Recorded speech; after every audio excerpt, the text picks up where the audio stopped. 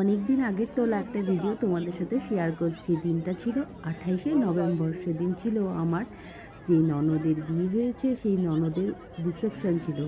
বিশ্বাস করো, আধ ঘন্টা ধরে লাইন দেওয়ার পর স্টেজে যাও উঠতে পারলাম, তাও বর বউয়ের সাথে একটা ছবি তুলতে পারলাম না।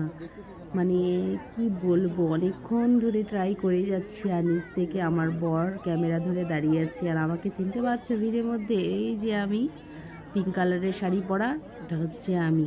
আর দেখো এত লোক, মানে সবার মাঝে বর বউই ঢেকে যাচ্ছে। তো আমার বর বারবার বলছে তুমি একটু ওদেরকে বলো যে ওদেরকে সামনে দাঁড়াতে আর তোমরা পেছনে দাঁড়াও। এই যে দেখো এখন আমাকে বলবে, কিন্তু কিভাবে বলবো, কারো কথা কারো কানে যাচ্ছে না, যে যার মতন করে কথা বলে যাচ্ছে, এত ভিড়।